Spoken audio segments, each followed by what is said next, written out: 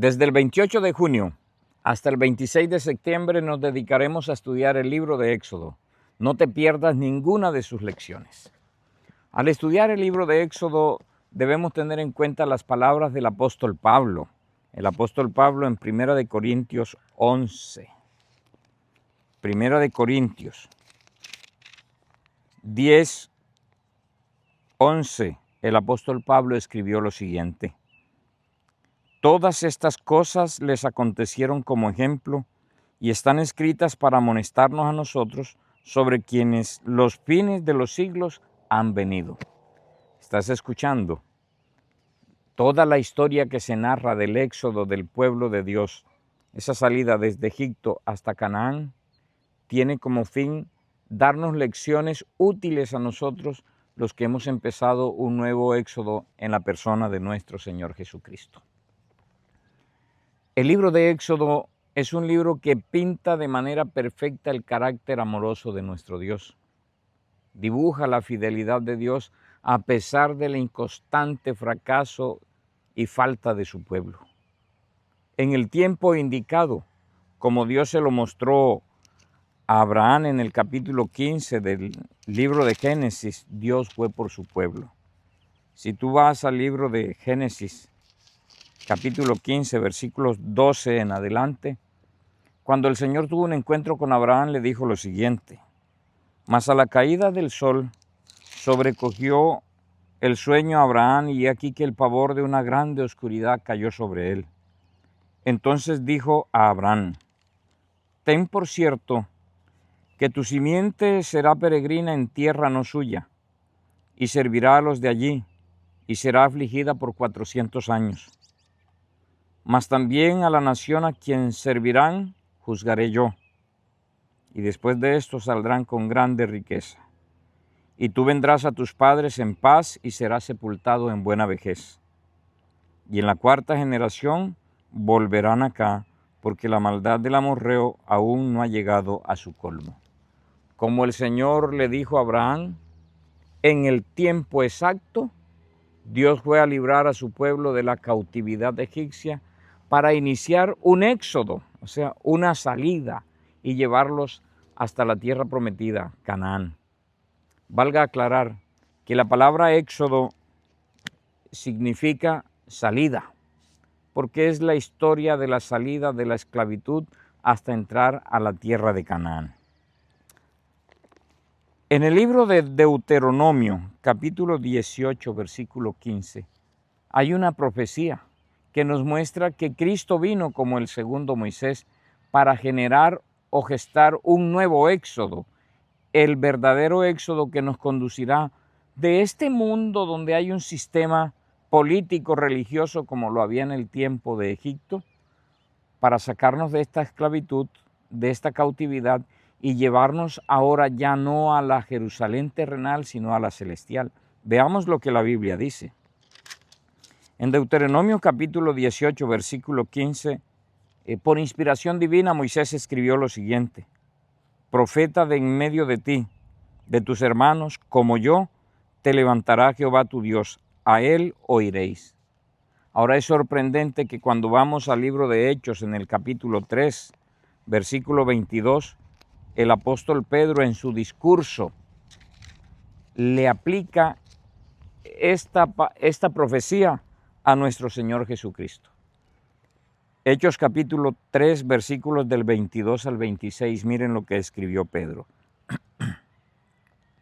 Porque Moisés en verdad dijo a los padres: el Señor vuestro Dios os levantará profeta de vuestros hermanos como yo. A él oiréis en todas las cosas que os hablare. Y será que toda alma que no oyere a aquel profeta será desarraigada del pueblo. Sí, y todos los profetas desde Samuel y en adelante, cuantos han hablado, también han predicho estos días.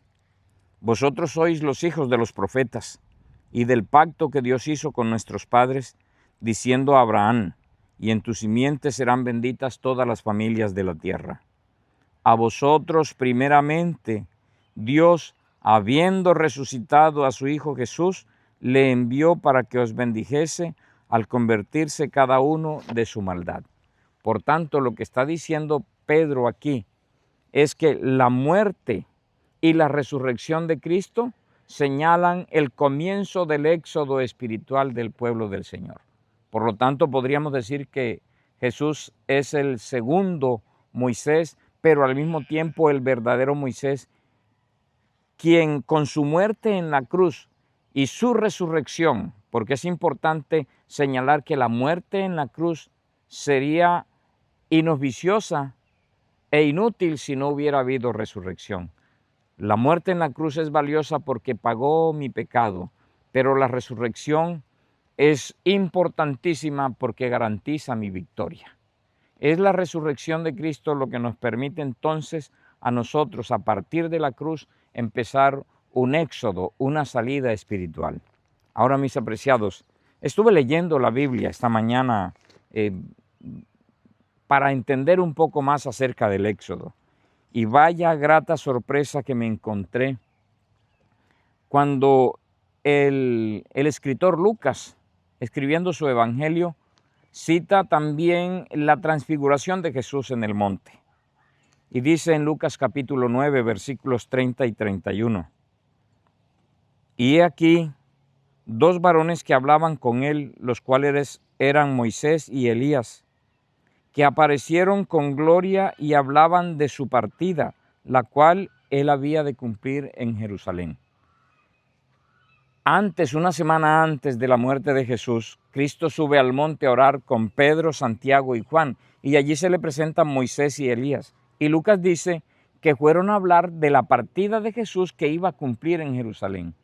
Lo interesante es que cuando voy al original me encuentro que la palabra griega que se usa allí, o sea, el texto original para partida, hablar de la partida de Jesús, es éxodo. O sea, lo que quiere decir entonces que Cristo con su muerte y con su resurrección inicia un nuevo éxodo, el verdadero éxodo que nos conducirá a nosotros desde el momento en que aceptamos a Cristo, desde la cruz hasta que entremos, ya no a la Canaán que están peleándose allí en guerra, sino como dijera el apóstol allá en Hebreos 12, 22, el apóstol Pablo escribiendo, él dice lo siguiente: sino que os habéis acercado al monte de Sión y a la ciudad del Dios vivo, la Jerusalén celestial, y a una compañía innumerable de ángeles. Mis apreciados, Cristo en la cruz del Calvario, con su muerte y con su resurrección, inició un éxodo espiritual que conducirá a todos aquellos que le acepten y que le sigan hasta la Canaán, ya no la terrenal, sino la celestial. Así como aquellos que siguieron a Moisés, salieron de Egipto y entraron a Canaán. Cuando tú aceptas a Cristo, puedes estar seguro que Dios no te sacó para dejarte tirado en el desierto. Dios te sacó para que un día triunfantes entremos a la Jerusalén celestial. Que Dios te bendiga.